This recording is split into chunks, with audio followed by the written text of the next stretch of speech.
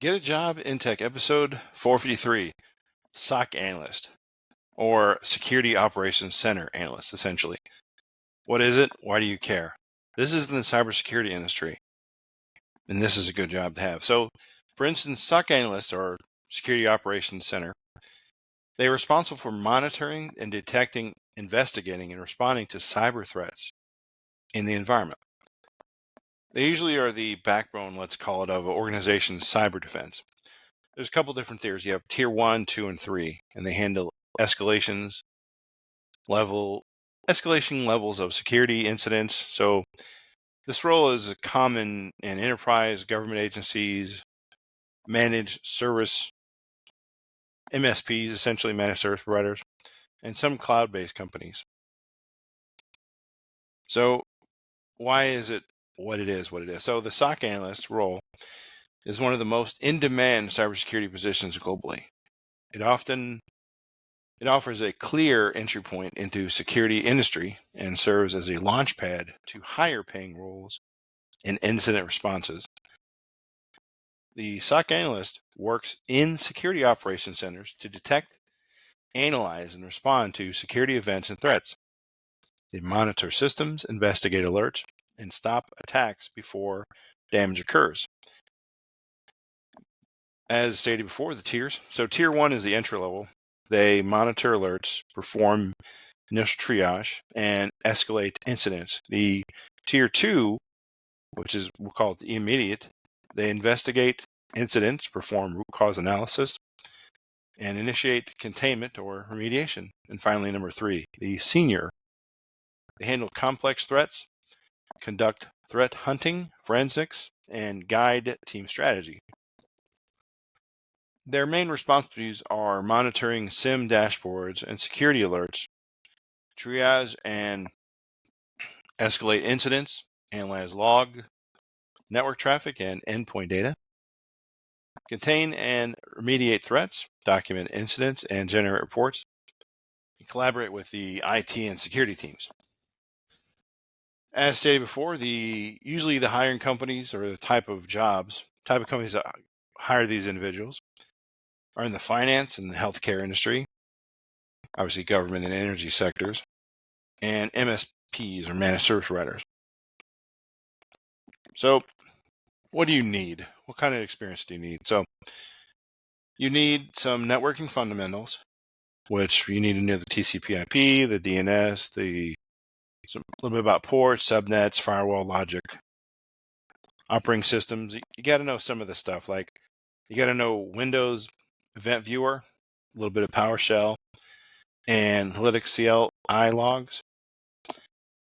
You have to know the cybersecurity concepts, like malware types or phishing indicators, kill chain stages.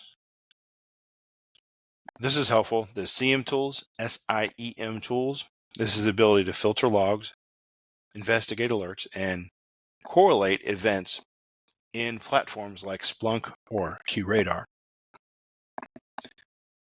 Log analysis. You review the logs from endpoints, firewalls, proxies, and domain controllers. Incident response basics. So playbook usage.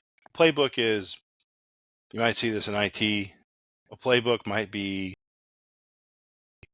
when you set up a customer, you set up a site, let's say, it's going to tell you everything about the site, about the customer, essentially. What happens when this happens? What happens when their domain controller goes down? Or what happens when they have an outage? What happens when they do a restore? What happens when they have one of their VMs crashes? What happens when they need to install a VM? What happens when they need to set up a new network, or they need to set up a database? That'll tell you about that. And finally, the soft skills. Effective written communication, documentation with IT security teams, and the ability to work under pressure. They always say that, work under pressure. So some of the other things, certifications. So if you have a Security Plus or a CYSA Plus or a GCIH, You can also go to some of the boot camps out there that are just Google boot camp, cybersecurity boot camp, but Security Plus is going to get you in the door because everybody needs Security Plus. That's a starting point.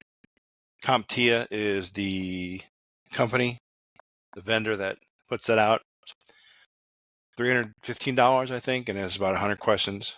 It takes about 3 hours to get it. And there are some books you can buy, or there's a dump you can get, like actualtest.com is a good one that has what happens with those, in case you didn't know, companies like Cisco, companies like, I won't say VMware because you usually need to attend their class to get certified. Companies like any company, really, for that matter, the IT, Microsoft does it. What they do is they sell a pool of questions essentially to these companies, like actualtest.com is an example. And you download the test questions. So there might be 1,000 questions, okay, in the pool. And you go take the test and there's only 100. So what people do is usually they memorize. If they're not good at taking tests, not everybody is. What they usually do is they memorize all the questions and answers, 1,000, that's a lot. And then they go take the test. This is a little more difficult if you have, say, like a Cisco exam, like a CCNA exam, because there you need to do, it's going to some of it's hands-on, meaning you have to type in commands, you have to know how it works. The actual tests are meant for multiple choice and fill in the blank questions. That's what they usually they go after, or what they're after. Some of the sites out there, or some of the things you can do out there to get some credentials or get some credibility, is you can do, like, Try Hack Me is a thing that people do. You can learn Splunk fundamentals. And if you've ever had roles in like IT support, help desk, you were net admin or sysadmin, those are going to help you out when you're getting a job in cybersecurity. So we got tier 1, tier 2, tier 3. So usually the starting salary for tier 1 is 60,000 to 80,000. The tier 2 is usually 90 to 110. And the tier 3 is anywhere from 120 to 140K a year. That's about 10,000 a month, something like that, before taxes. Now, if you have more certs, then you're going to go up and they're going to pay you more. The thing about this is companies, they need people to do these things. And the industry is definitely expanding, and they need a lot of individuals to work in this industry. So you're talking probably 3 to 5 years from now, probably a growth of 20, 30%, something like that. Thanks a lot. We'll see you next one.